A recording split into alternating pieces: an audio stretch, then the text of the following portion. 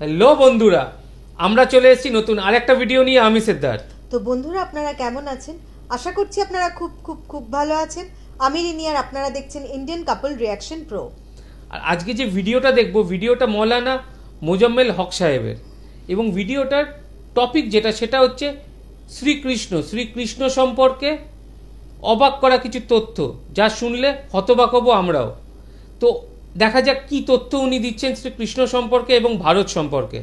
তো একদম সময় নষ্ট না করে আমরা সোজা চলে যাব ভিডিওতে। আর বন্ধুরা, অরিজিনাল ক্রিয়েটারের লিঙ্ক পেয়ে যাবেন ডেসক্রিপশন বক্সে। অরিজিনাল ক্রিয়েটারকে নিশ্চয়ই সাবস্ক্রাইব করবেন। আমাদের চ্যানেলটা যদি সাবস্ক্রাইব না করে থাকেন তাহলে প্লিজ প্লিজ প্লিজ সাবস্ক্রাইব করুন, আর অনেক অনেক করে শেয়ার করুন। ভিডিওটা ভালো লাগলে একটা লাইক তো নিশ্চয়ই করবেন।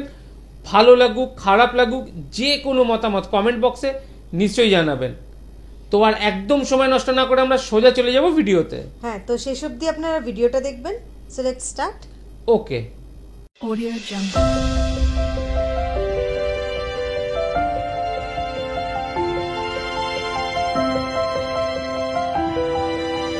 Audio Jungle. আসসালামু আলাইকুম।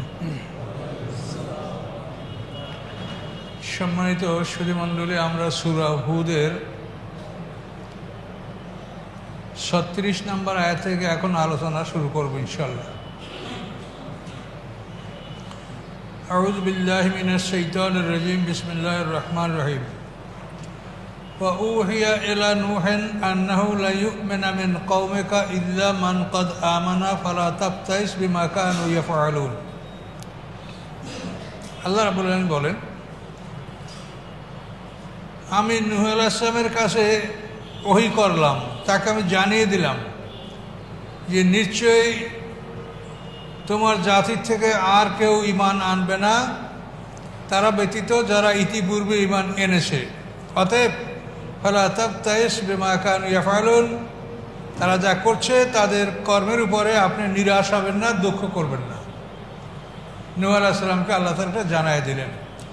950 বছর দাওয়াত ও তাবলীগের পরে আল্লাহ তাআলা নূহ আলাইহিস সালামকে জানিয়ে দিলেন যে তোমার জাতির থেকে আর কেউ ঈমান আনবে না। তো এটা যখন নূহ আলাইহিস সালাম জানতে পারলেন, তখন তিনি জাতির জন্য বদদোয়া করলেন। ওয়াকালা নূহুর রাব্বি লা তাযার আলাল আরদি মিনাল কাফিরিনা দাইয়ারা। নূহ আলাইহিস সালাম তখন আল্লাহর কাছে বললেন, লা তাযার আলাল আরদি মিনাল কাফিরিনা দাইয়ারা, হে আল্লাহ, কাফেরদের একটা ঘরও আপনি পৃথিবীতে অবশিষ্ট রাখবেন না। এভাবে নূহ আলাইহিস সালামের দোয়া আল্লাহ কবুল করেছেন। এই দোয়া কবুল হওয়ার 20 বছর পরে বন্যাটা আসছে, সাথে সাথে বন্যাটা আসেনি। দেখেন, আল্লাহ তাআলা আমাদের সব কথাগুলি শোনে। যা কিছু আমরা বলি সাথে সাথে ফেরেশতারা লেখে, এবং দৈনিক 2 বার ফেরেশতারা আকাশে যায়। এখন রাত্রে যারা লিখছে এরা ফজরের নামাজের সময় যাবে, আর সারাদিন যারা লিখছে তারা আসরের নামাজের পরে আল্লাহর কাছে গেছে। এইভাবে 2 বার ফেরেশতা বদলি হয়, একদল আসে একদল যায়। মুআক্কিবাত বলা হয়েছে, লাহু মুআক্কিবাত, যে একের পর এক আসে, ফেরেশতারা যাতায়াত করে। তো এভাবে আল্লাহ তাআলা নূহ আলাইহিস সালামকে জানিয়ে দিলেন যে তোমার জাতির থেকে আর কেউ ঈমান আনবে না। অতএব তুমি তোমার জাতির উপরে আর কোনো দুঃখ করবে না, বরং কি করো, আসনাইল ফুলকা বিআয়ুনিনা ওয়াহিয়িনা, তুমি নৌকা নির্মাণ করো আমার চোখের সামনে এবং আমার আদেশ ক্রমে। আল্লাহ বলেন, আমার চোখের সামনে এবং আমার আদেশ ক্রমে তুমি নৌকা নির্মাণ করো।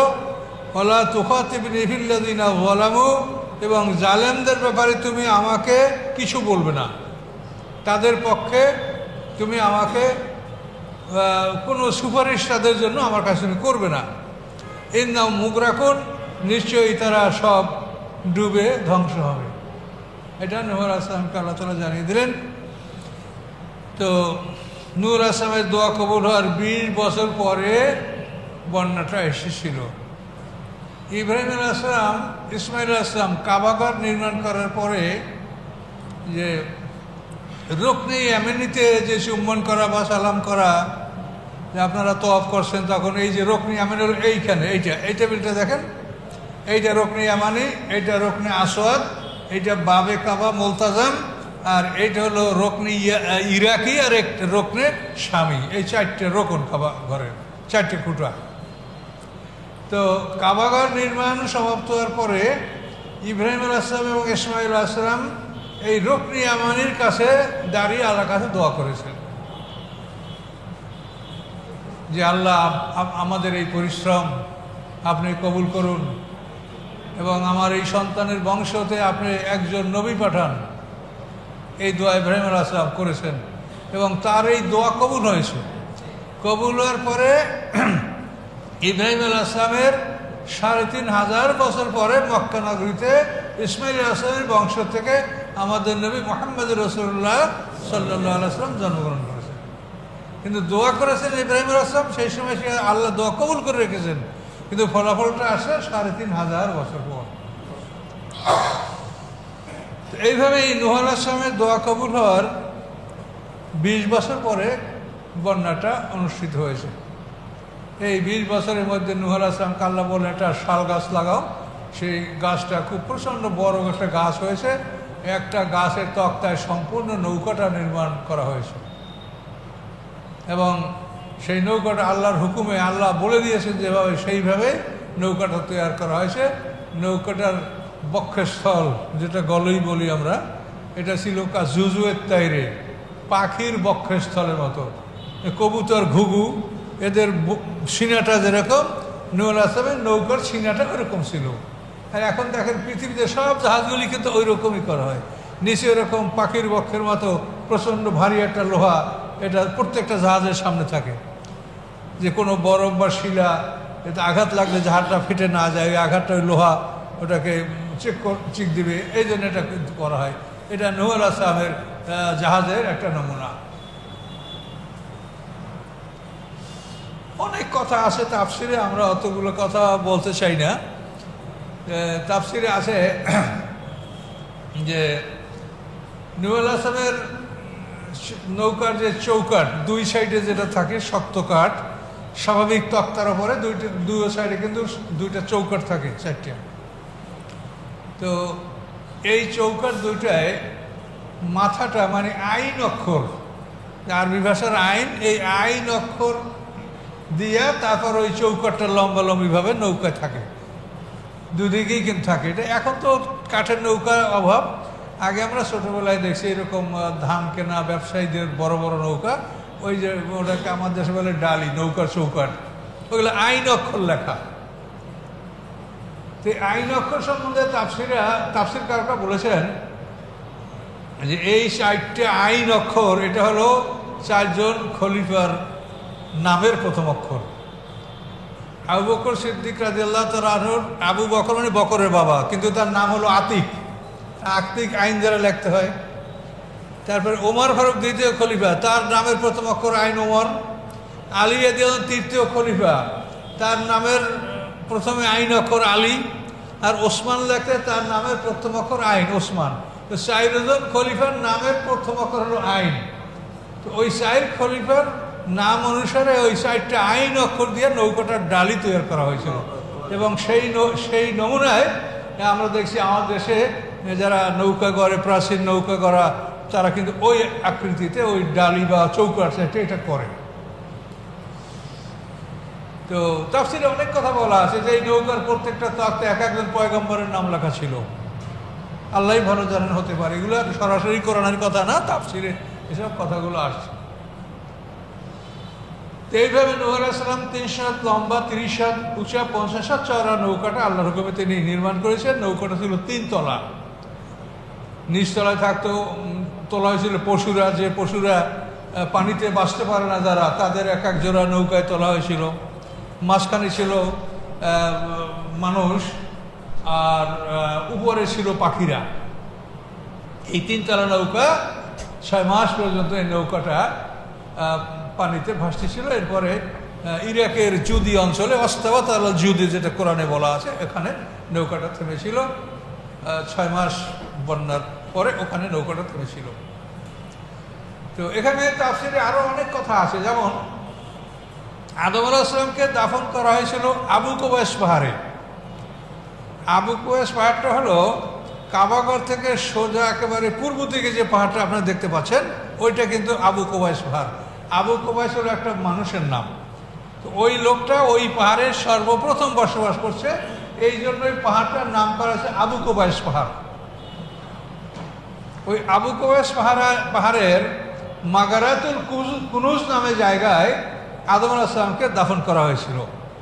তো আদম আলাইহিস সালাম তার সন্তান থেকে ওসিয়ত করে গেছেন যে দেখো, তোমাদের এখানে এমন একটা অবস্থা হবে যে বন্যা হবে, তখন বন্যায় সব কিছু শেষ হয়ে যাবে, এখানে কেউ থাকবে না, তখন আমি একা এখানে থাকবো, এটা আমার কাছে ভালো লাগবে না। তো বন্যার সময় তোমরা আমার এখানে মুসলমানরা তোমরা যেখানে যাবে আমার লাশটা তোমরা সঙ্গে করে নিয়ে যেও। সেজন্য তাফসিরে বলা আছে যে আদম আলাইহিস সালামের লাশকে নূহ আলাইহিস সালামের নৌকায় তুলে নেওয়া হয়েছিল এবং তার লাশ নৌকায় তুলেছিল খিজির আলাইহিস সালাম। এবং এই আদম আলাইহিস সালামের লাশ পরবর্তীতে ইরাক অঞ্চলটা তো সিরিয়ার একটা অংশ, তো এই সিরিয়ার একটা অঞ্চল। তো এখানে ইব্রাহিম আলাইহিস সালামের বাড়িতে যখন 10 জন ফেরেশতারা আসছিল, এই ফেরেশতারা ইব্রাহিম আলাইহিস সালামকে সুসংবাদ দিল যে আপনার স্ত্রী বিবি সারার ঘরে পুত্র সন্তান হবে, ইসহাক জন্মগ্রহণ করবে। আর এইটা খবর দেওয়ার পরে তাদের মিশন ছিল যে লুতের কওম তারা ধ্বংস করতে যাবে। এটা কোরআনে বিস্তারিত একেবারে ডাইরেক্ট কথাগুলো আছে। তো ইব্রাহিম আলাইহিস সালামের বাড়ি থেকে ওই মেহমানরা, ইব্রাহিম আলাইহিস সালামের বাড়ি ছিল হেবরান শহরে, এবং ওনার একেবারে জাস্ট যেখানে বাড়ি ছিল জায়গার নাম আল খলিল। হেবরান শহরের আল খলিলে ওনার বাড়ি, এবং ওইখানে এফরোন নামক এক ব্যক্তির থেকে তিনি একটা মাটি, সেই সময় 4000 দিরহাম দিয়া একটা মাটির খণ্ড কিনে সেইখানে উনি বাড়ি করেছেন, এবং মা সারার কবর সেখানে, এবং ইব্রাহিম আলাইহিস সালামের কবর সেখানে, ইসহাক আলাইহিস সালামের কবর সেখানে, ইউসুফ আলাইহিস সালামের কবরও ওখানে দেওয়া হয়েছে। মিশর থেকে যখন বনী ইসরাঈল আসে, এটা শুনছেন আপনারা কাহিনী, তখন তারা ইউসুফ আলাইহিস সালামের লাশকে নিয়ে আসছিল না, তো ইউসুফ আলাইহিস সালামকে ওখানেই কবর দেওয়া হয়েছে। ইব্রাহিম আলাইহিস সালামের বাড়ি আল খলিল যেখানে, এখানে। তো আদম আলাইহিস সালামের কবর সম্পর্কে এতটুকু আমরা তথ্য পাই তাফসিরে, যে ওই 10 জন ফেরেশতা যখন তারা ইব্রাহিম আলাইহিস সালামের বাড়ি থেকে রওনা হয়ে গেল লুতের কওমের দিকে, তখন তাদেরকে যে ইব্রাহিম আলাইহিস সালাম, এটাকে আরবিতে মাসাইয়াত মানে সিয়ব, তাদেরকে বিদায় করা। তো এই বিদায় করার জন্য যখন ইব্রাহিম আলাইহিস সালাম ফেরেশতাদের সামনে কিছু দূর অগ্রসর হয়েছে, তখন ওই ফেরেশতারা বলছে যে এইখানে আপনার পিতা আদম আলাইহিস সালামের কবর, আপনি সালাম করুন। তখন ইব্রাহিম আলাইহিস সালাম সেখানে সালাম করেছেন, কিন্তু এই জায়গাটা এখন কেউ বলতে পারবে না যে জায়গাটা কোথায়, কিন্তু এটা সিরিয়া অঞ্চলে এটা নিশ্চিত। ওইখানে আদম আলাইহিস সালামের দ্বিতীয়বারে ওইখানে তাকে কবর দেওয়া হয়েছে। তো আল্লাহ ভালো জানে, তাফসিরের কথাগুলো আমরা 100% গ্যারান্টি দিয়ে বলতে পারি না, তবে তাফসির এগুলো আসে। আল্লাহ বলেন ওয়াসনাউল ফুলক, তিনি নৌকাটা বানালেন। কুল্লামা মাররা আলাইহি মালাউমিন কওমিহি সাখিরু মিনহু, এবং যখনই ওই নৌকার নিকট থেকে নেতারা পথ অতিক্রম করত নূহ আলাইহিস সালামের জাতির, সাখিরু মিনহুম, তখন এই নৌকাটা নিয়ে তারা উপহাস করত, ঠাট্টা করত। যেখানে এক ঢোক পানি পাওয়া যায় না পান করার জন্য, সেইখানে নৌকাটা মরুভূমিতে এটা চালাবে উনি। কেউ বলে আপনি একদিন ছিলেন নবী, এখন হইলেন কাঠমিস্ত্রি, নানান রকম ঠাট্টা করত।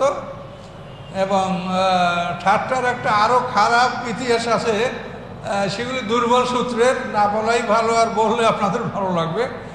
সেই ইতিহাসটা হলো যে এই নৌকাটা নিয়ে তার উপহাস করতে, তা কোরআনে বলা আছে। তো উপহাসটা এই পর্যায়ে ছিল, শেষ পর্যন্ত তারা নৌকার সাথে একটা সিঁড়ি লাগাইয়া ওইটাকে তারা মলত্যাগ করার জন্য পায়খানা বানাইছে। তুমি এইটা চলে বাঁচবার আমরা ডুবিয়ে যাবো, যা এটা আমরা সবাই পায়খানা করব। এখন নৌকায় তারা পায়খানা করছে, তাদেরকে ঠেকাবার ক্ষমতা নূহ আলাইহিস সালামের নাই। এখন এইভাবে নৌকাটা পায়খানা করে করে তারা বোঝাই করছে। শেষ পর্যন্ত এক কুষ্ঠরোগী বুড়ি ওই নৌকায় পায়খানা করতে যাই, ওই নৌকার মধ্যে পড়ে গেছে, পায়খানার মধ্যে পড়ে ডুবে গেছে বুড়ি।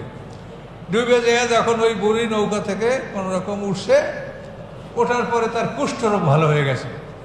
এখন সবাই ধরছে যে তুমি কি ঔষধ ব্যবহার করলা, এই রোগের পৃথিবীতে কোনো ঔষধ নাই, তুমি কেমন করে ভালো হয়ে গেল বলো। বলতেছে না, লজ্জা লাগে, কিন্তু না, বলতেই হবে তোমাকে, এই রোগে আমরা যারা ভুগছি কোনো ঔষধ নাই, এখন তুমি কি করে ভালো হলে বলো। শেষ পর্যন্ত বলছে যে আমি আসলে নূহ আলাইহিস সালামের নৌকার মধ্যে পায়খানার মধ্যে পরে ডুবে গেছিলাম, তাতে আমার এই কুষ্ঠরোগ ভালো হয়ে গেল। এখন সে তাই নাকি, এটা তো ঔষধ, তাহলে আমরা চলো সবাই মিলে এই ঔষধ আমরা সংরক্ষণ করি। তো এরপরে ওরা এই ঔষধ সংগ্রহ করতে করতে, মানে একটা জাতি তো বহু লোক, করতে করতে শেষ পর্যন্ত সব মল আবার ওরাই পরিষ্কার করে নিয়ে গেল, এবং শেষ পর্যন্ত নৌকা ধুইয়াও নিতে লাগলো যারা মানে যারা পাচ্ছে না তারা। তো এইভাবে যারা নৌকাটা অবহিত করছিল, আল্লাহ একটু কৌশল অবলম্বন করে তাদের দ্বারাই আবার নৌকাটাকে সাফ করায় নিলেন। এখানে কোরআনে আছে এতটুকু ইশারা যে তারা ঠাট্টা করেছে। যে ঠাট্টার এ পর্যায়েও তাফসীর কাকা বলেছেন যে ঠাট্টার এই পর্যায় পর্যন্ত তারা এই নৌকাটি না করেছে, হতে পারে।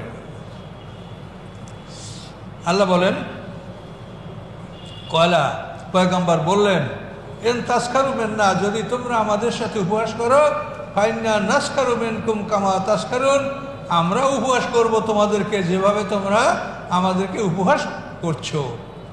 ফাসাওফা তা'লামুন, অচিরেই তোমরা জানতে পারবে, মাইয়াতিহি আযাবুন ইউখজি, কার কাছে আসে, কাদের কাছে আসে এমন শাস্তি যে শাস্তি তাদেরকে অপমান করে ছাড়বে। ওই হিল্লু আলাইহি আযাবুন মুকিম, এবং উন্মুক্ত হবে, খুলে যাবে তার উপরে চিরস্থায়ী শাস্তি। এই উপহাসের কথা তাফসীরে এই কথা বলা আছে যে দোজখবাসীরা ফেরেশতার মালিক ফেরেশতার কাছে বলবে যে আমাদেরকে বের হতে দেন, আল্লাহর কাছে বলেন একদিনে শাস্তি কমাই দেওয়া হোক, বিভিন্ন রকম অন্যায় বিনয় করবে, কোরআনে আছে সব। তো একবার ফেরেশতারা কি করবে, জাহান্নামের গেট খুলে দিয়া বলবে যাও তোমার বাইরে হয়ে যাও।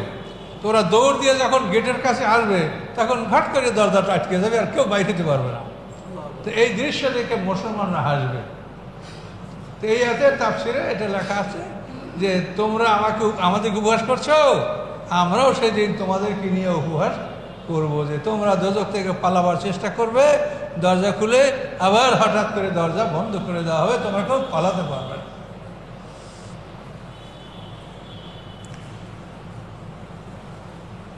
আল্লাহ বলেন, হাত্তা ইজা জা আমরুনা ফারাত তান্নুর, এমনকি যখন আমার আদেশ আসলো, মানে বন্যার আদেশ আসলো, ফারাত তান্নুর, এবং উনান থেকে প্রবল বেগে পানি বের হতে শুরু করলো। আমরা তন্দুর রুটি খান না, তন্দুর, এই তান্নুর শব্দটাই কোরআনের শব্দ, এ থেকে আমরা তন্দুর রুটি খাই। তান্নুর এটা হলো চুলা।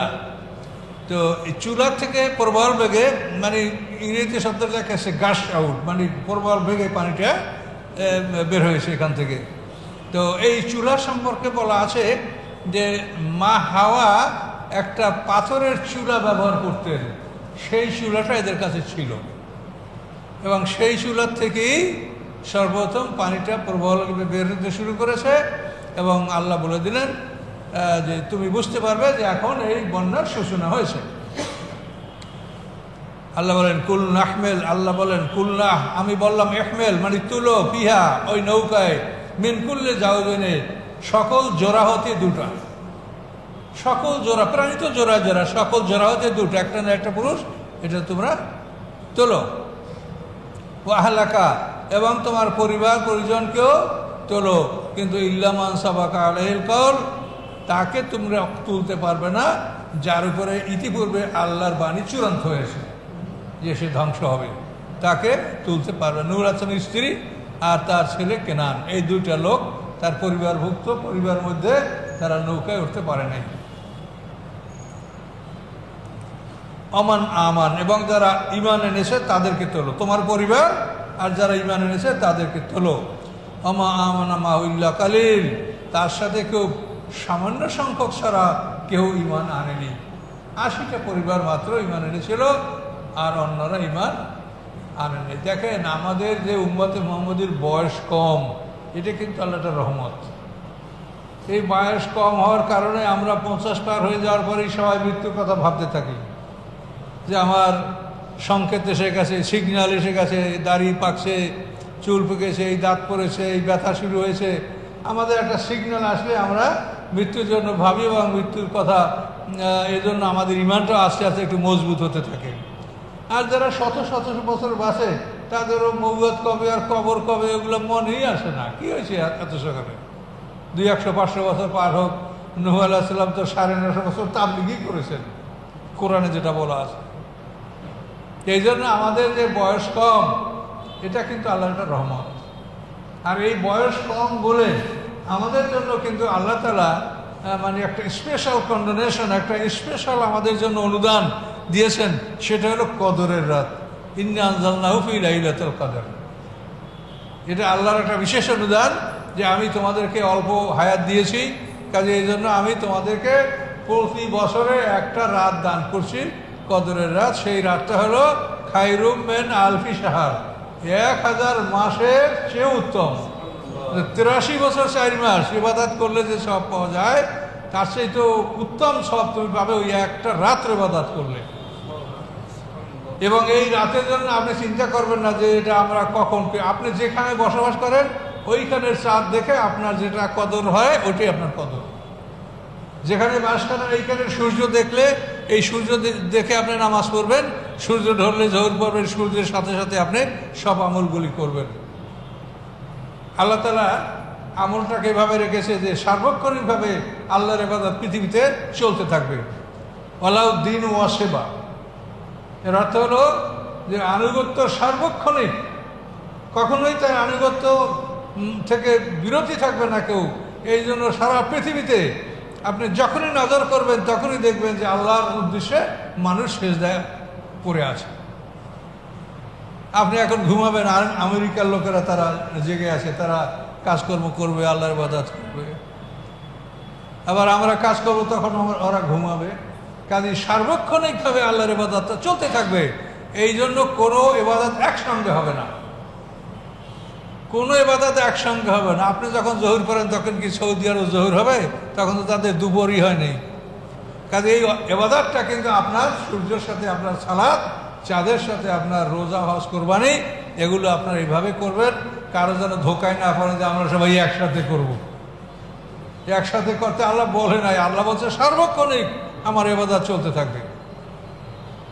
কাজে এই জন্য এভাবে আপনারা বিদেশ ইবাদত করবেন। অনেকে আবার চিন্তা করেন যে কদর রাতে একটাতে আমরা পাইলাম না, যদি আমরা পাইতে সৌদি আরবের অবস্থা কি, তাদের কদর কবে আমাদের, ওইটা আপনি চিন্তা করবেন না। আল্লাহ যদি 365 দিন কদর দেয় তা আল্লাহর কোনো অভাব আছে? মনকে বড় রাখেন। আল্লাহ যদি 365 দিনই কদর করে দেয়, কোনো অসুবিধা আছে তার? তার কোনো অভাব আছে? কোন ফায়াকুন। কাজে এই জন্য আপনার চাঁদ অনুসারে যখন আপনার কদর, ওটাই আপনার কদর। এটা আপনি সৌদি আরবের কখন হলো, জাপানের কখন হলো, এটা দেখার আপনার প্রয়োজন নেই। ও যার চাঁদ সে দেখবে। আল্লাহ তাআলা চিরস্থায়ী ক্যালেন্ডার লটকাই দিয়েছেন, ওইটা দেখে আপনারা সব কিছু আদা শ্রেণী অল হিসাব, বছরের হিসাব, গণনা ইত্যাদি আপনারা করবেন। কাজে এই জন্য মনকে প্রশস্ত রাখতে হবে যে আমরা আল্লাহর কাজ করছি, আল্লাহর কাছে কোনো জিনিস অভাব নাই। কাজে আমাদেরকে আল্লাহ তাআলা একাধিক রাত্রেও তিনি কদর দান করতে পারেন। যাদের ভাগ্যে যেখানে আছে সেখানে সেদিন হবে। এখন আল্লাহ বললেন নৌকা রেডি। অকালের কাবু ফিহা, আল্লাহ বললেন তোমরা সবার হও, আরোহণ করো ওই নৌকায়, বিসমিল্লাহে, আল্লাহর নামে, মাজরেহা ও মুরসাহা, তার চলা এবং তার থামা। নৌকাটা চলবে বিসমিল্লাহ বললে, আবার নৌকাটা থামবে বিসমিল্লাহ বললে। মাজরেহা মুরসা, নৌকাটা চলা এবং থামা শুধু বিসমিল্লাহ, আর কোনো কিছু লাগবে না। তাহলে দেখেন এই যে পৃথিবীটা চলে ঘন্টায় 43,200 মাইল বেগে, এই পৃথিবী শূন্যের উপরে উড়ে বেড়াচ্ছে। কে ড্রাইভার, কোথায় ইঞ্জিন, কোথায় প্রোপেলার, কিভাবে এই পৃথিবীটা এত জোরে চলছে? কাজে আল্লাহ যে মহান কুদরতের মালিক, এটা কোরআন পড়লে আপনি বুঝতে পারবেন। কোরআন বুঝলে, কোরআনের মাধ্যমে আপনার ইমানটা আস্তে আস্তে বাড়বে যে না, আল্লাহ এগুলো করতে পারে। কি আশ্চর্য ব্যাপার যে কীভাবে এই পৃথিবীটা হ্যাঁ, এই যে আমাদের গোটা পৃথিবীটা এবং এইভাবে সবগুলি মহাশূন্যে অকুল্লন ভিফালাকে ইয়াসমাকুন, সবগুলি আকাশে আকাশে মহাকাশে উড়ে বেড়াচ্ছে, গ্রহ নক্ষত্র সবগুলি।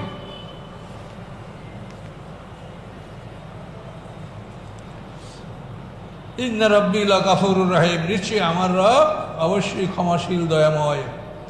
ওহিয়া তাজরি বিহিম ফি মাওজান কাল জিবাল, ওহিয়া মানে নৌকাটি, তাজরি বিহিম তাদেরকে নিয়ে চলতেছিল, ফি মাওজান তুফানের মধ্যে, কাল জিবাল পাহাড়ের মতো, পাহাড়ের মতো একটা ঢেউ আসতেছিল, এই ঢেউয়ের মধ্যে নৌকাটা চলতেছিল। যে আরব দেশে এক ফোঁটা পানি পাওয়া যায় না পান করতে, আল্লাহ তাআলা সেই আরব ভূমিতে এমন বন্যা দিলেন যে পাহাড়ের উপরে পানি চলে আসছিল। কোনো কোনো তাফসীরে রাখতে পাহাড়ের উপরে 40 হাত পানি হয়েছিল। আর এই তুফানগুলি যে বড় ঢেউ তুফানের, এটা তো অনেক গভীর পানি, না হলে তো পাহাড়ের মতো বড় বড় ঢেউ হবে না। কাজে এটা বোঝা যায় যে পানিটা খুব অতি গভীর পানি সৃষ্টি হয়েছিল আরব অঞ্চলে।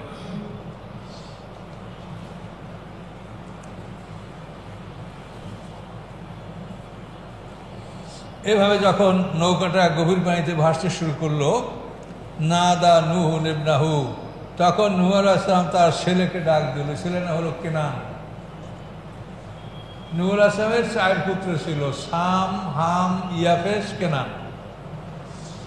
সাম হলো বড় পুত্র, তার বংশধর পৃথিবীতে এখনো সবচেয়ে বেশি, স্যামিটিক জাতি। এই যে স্যামিটিক জাতি সম্বন্ধে আপনারা বিভিন্ন ইতিহাসে পড়েন। এই স্যামিটিক জাতিটা হলো নূহ আলাইহিস সালামের ছেলের সামের বংশধর। এই ইহুদি, খ্রিস্টান, মুসলমান এবং হিন্দুদের যা আশ্চর্য, মানে আর্য হিন্দু, মানে যারা যাদেরকে বলা হয় ওরা মানে উচ্চবর্ণের হিন্দু যারা, তারাও নিজেদেরকে স্যামিটিক দাবি করে, স্যামিটিক। তো এই শামের নাম অনুযায়ী কিন্তু সিরিয়া দেশের নাম হয়েছে শাম। এই কিন্তু নূহ আলাইহিস সালামের ছেলে শাম, এই তার নাম অনুসারে এটা হয়েছে। শাম নামের বহু গবেষণা, বহু চিন্তা ভাবনা আছে। হিন্দুদের যে ধর্মীয় নেতা শ্রীকৃষ্ণ, তার কিন্তু একটা নাম আছে শাম। এটা আপনারা জানলে অসুবিধা নাই, জানিয়ে দেখেন যে শ্রীকৃষ্ণের এক নাম হলো শাম। তা আল্লাহ জানে যে এই শাম কি ওই শাম বা কোন শাম, এটা আল্লাহ জানে, আমরা বলতে পারবো না। কিন্তু আমরা যেটা স্বাভাবিকভাবে দেখতে পাচ্ছি সেটা আমরা বলছি। তো এখানে এই যে হিন্দু ধর্ম যেটা আমরা বলি, এই কথাটা কিন্তু ঠিক না। হিন্দু ধর্ম না। আমি স্বাধীনের পরপর ভারতের একটা উর্দু পেপার আমি পড়েছি, পেপারটার নাম হলো মেলাপ, দৈনিক পত্রিকা, উর্দু পত্রিকা মেলাপ। সেই পত্রিকায় এই তথ্যটা আমি পেয়েছি। ওরা বলেছে যে হিন্দু ধর্ম বলতে কোনো ধর্ম নাই। হিন্দু কথাটা সৃষ্টি হয়েছে মোহাম্মদ বিন কাসিম 712 খ্রিস্টাব্দে সিন্ধু বিজয় করে। এই যে রাজা দাইবুল বন্দরে যে মুসলমানদের পাইরেট জলদস্যুরা মুসলমানদের জাহাজ লুট করেছিল, এইটার প্রতিকার চেয়েছিল হাজ্জাজ ইবনে ইউসুফ। হ্যাঁ, আরবরা কিন্তু ব্রিটিশের আগে আরবরা ভারতে ব্যবসা করতো, এটা আশ্চর্য ব্যাপার।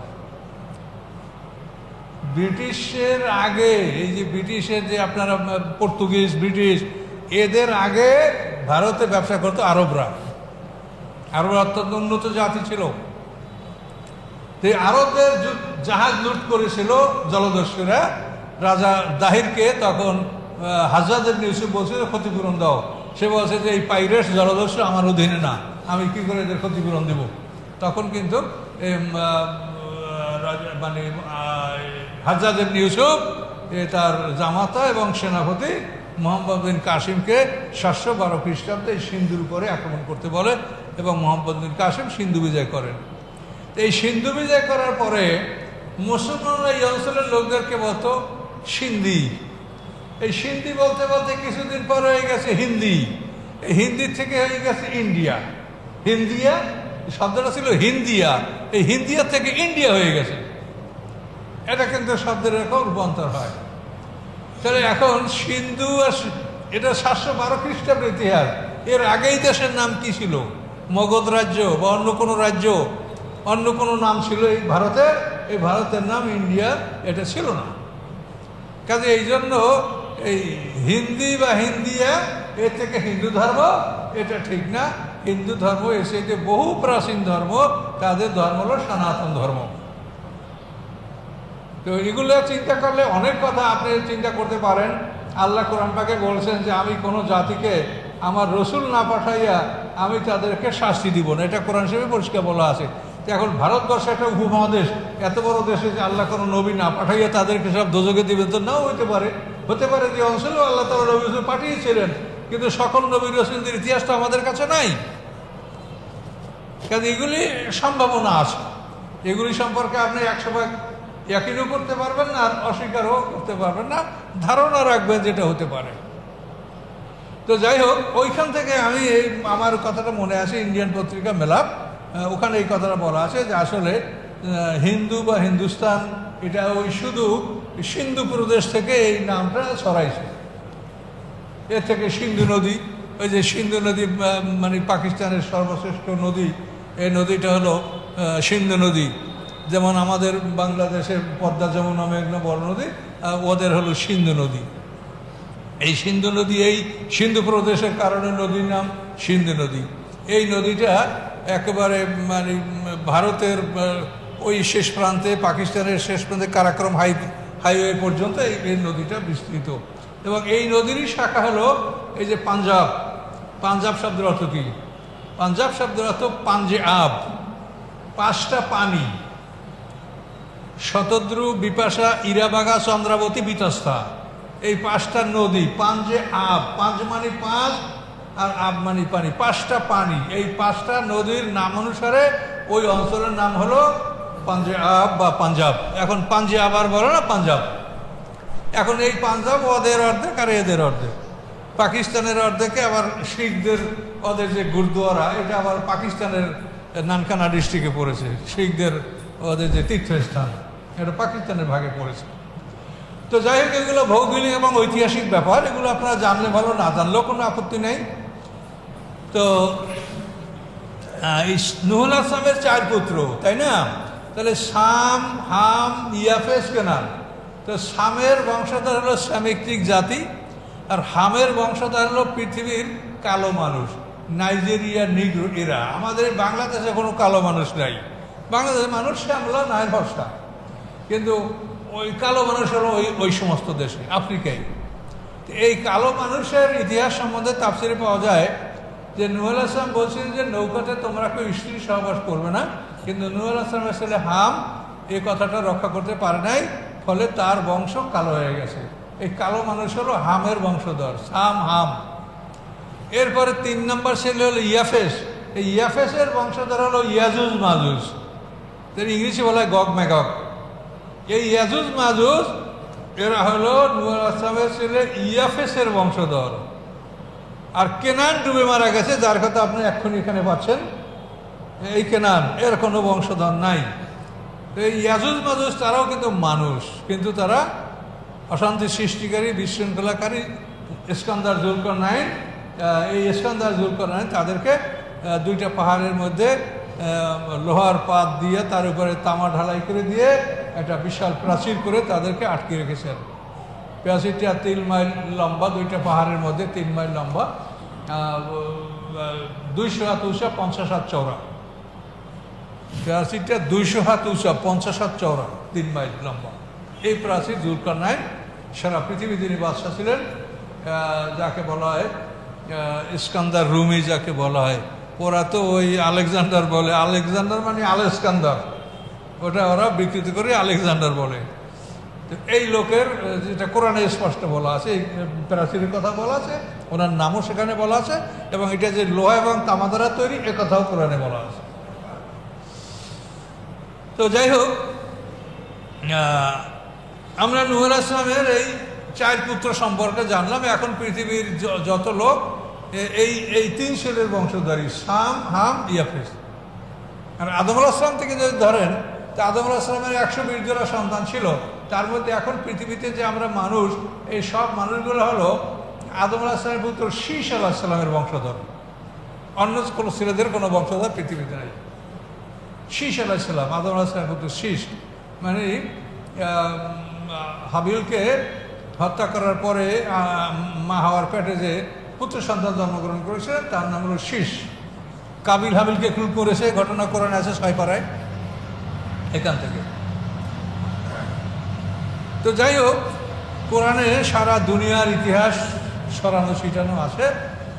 আহকামের আয়াত তো অল্প কয়টা, 6060টি আয়ের অধিকাংশ হলো ইতিহাস এবং বিভিন্ন বর্ণনা। কাজে এগুলোর থেকে আমাদের মনের প্রশান্তি বা আমাদের জ্ঞান সমৃদ্ধি লাভ করে এবং এর মাধ্যমে আমাদের ঈমানও বাড়ে।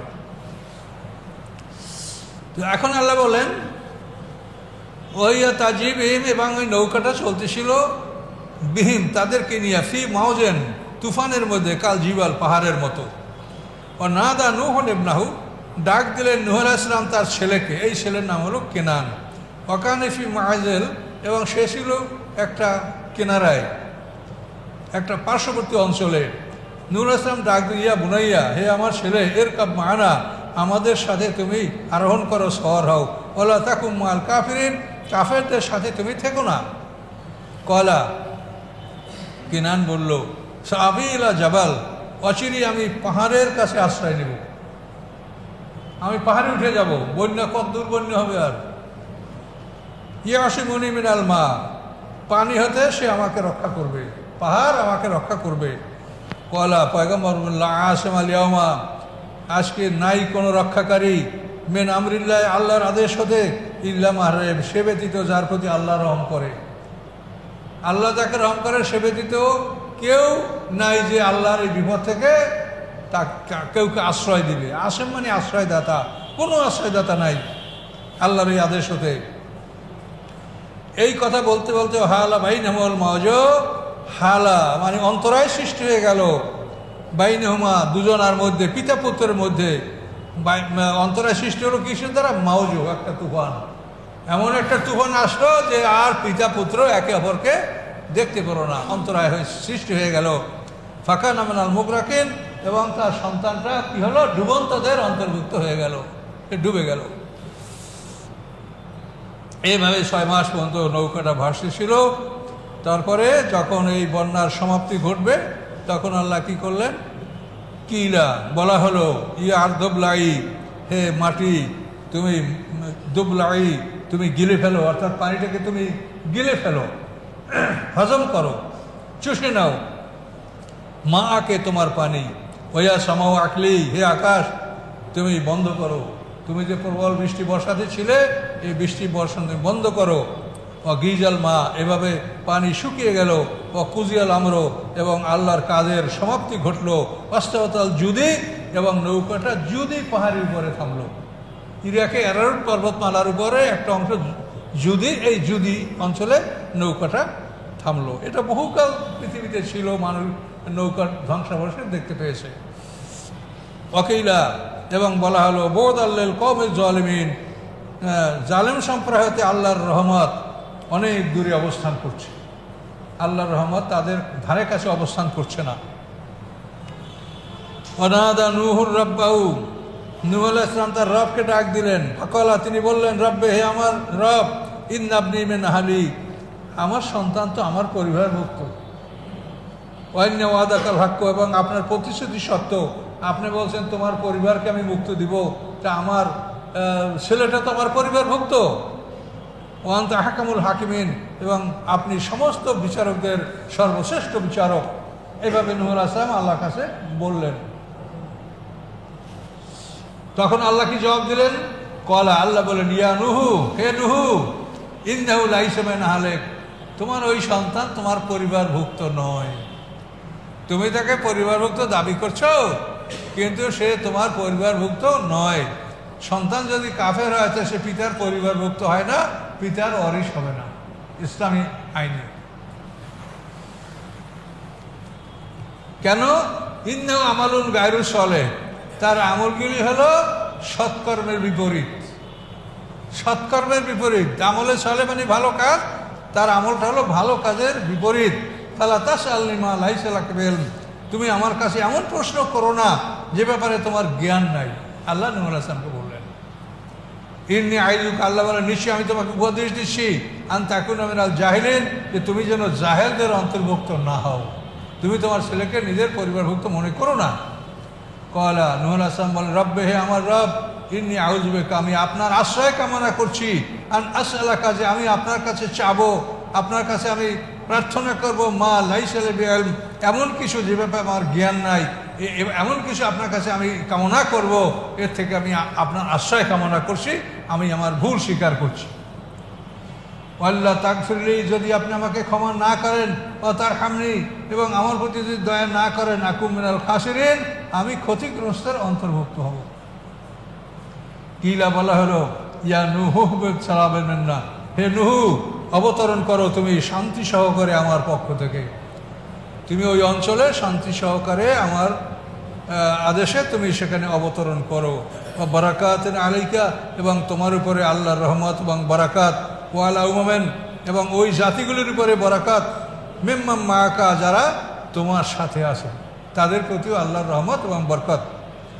বা উমামুন, এবং এদের মধ্যে থেকে এমন কতগুলি দল সৃষ্টি হবে, সানু মাত্তিহুম, যে আমি তাদেরকে পৃথিবীর ভোগবিলাস দান করব, সুম্মা ইউমাসসুম মিন্না আযাবুন আলীম, তারপর তাদেরকে আমার পক্ষ থেকে বেদনাদায়ক শাস্তি স্পর্শ করবে।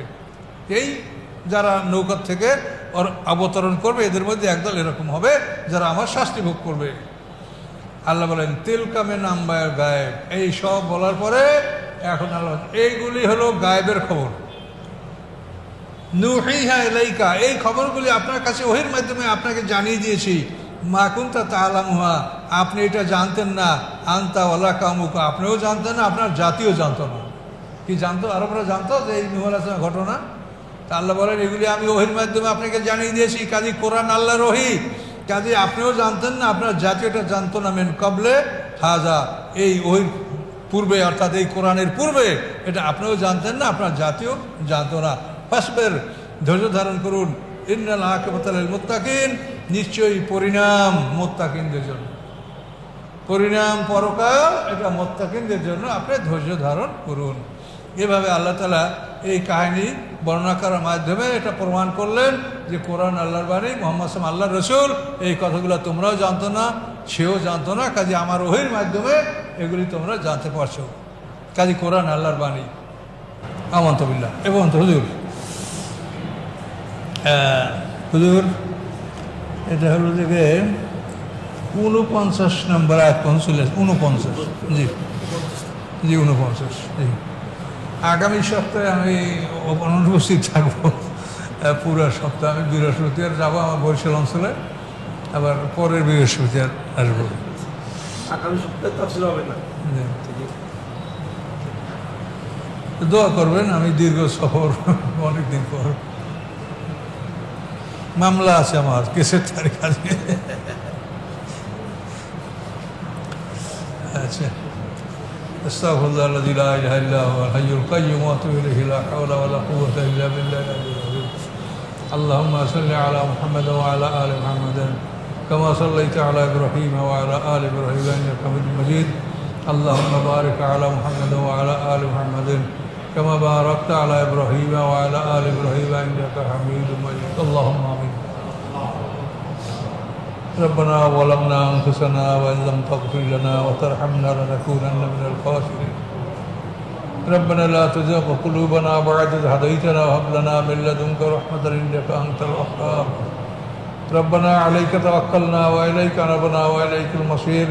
ربنا لا تجعلنا فتنة للذين كفروا واغفر لنا ربنا إنك أنت العزيز الحكيم. سبحان ربك رب العزة عما يصفون سلام على المرسلين الحمد لله. এই রাসূলের জীবনী বের হয়েছে, বই নিয়ে আসছি, যদি আপনারা কেউ নেন নিতে পারেন। একবার তো ভুল হয়ে গেছিল, এই জন্য রাসূলের জীবনী 50,000 বছরের একদিন বই আসছে আমার কাছে। অপূর্ব সুন্দর একটা ভিডিও, মানে উনি এত সুন্দর ইতিহাসটা বললেন, এত সুন্দর তথ্যগুলো তুলে ধরলেন, অপূর্ব একটা সুন্দর ভিডিও সাক্ষী থাকলাম। এবং ওনার যে জ্ঞান দেখলাম ভারতীয় উপমহাদেশের ইতিহাস সম্পর্কে, সেই জ্ঞানটাও অপূর্ব অপূর্ব সুন্দর। মানে খুব কম লোক আছে যারা তথ্য দিয়ে প্রমাণ দিয়ে তথ্য দিয়ে কথা বলেন, এবং আমার ওনার ভিডিও দেখে মনে হলো উনি তাদের মধ্যে একজন। অপূর্ব সুন্দর একটা ভিডিও, সাক্ষী থাকলাম। আশা করছি এই ভিডিওটা আপনাদের প্রচণ্ড ভালো লেগেছে, কারণ ভিডিওটাতে অনেক কিছু শিক্ষণীয় ছিল, অনেক কিছু জানা গেল যেটা সচরাচর আমরা শুনি না। মানে অনেকেই এটা বড় দরকার, ওটাকে বড় করতে গিয়ে আমরা আসল ইতিহাসটাকে ভুলে যাই। তো সেই জায়গাটা উনি কিন্তু করেননি। অপূর্ব সুন্দর একটা ভিডিও। আশা করি ভিডিওটা আপনাদের খুব ভালো লেগেছে। ভালো লাগলে একটা লাইক তো নিশ্চয়ই করবেন। ভালো লাগুক খারাপ লাগুক যে কোনো মতামত কমেন্ট বক্সে নিশ্চয়ই জানাবেন। আর আমাদের এই চ্যানেলটা সাবস্ক্রাইব না করলে প্লিজ প্লিজ প্লিজ সাবস্ক্রাইব করুন, আর অনেক অনেক করে শেয়ার করুন। Thank you. Thank you.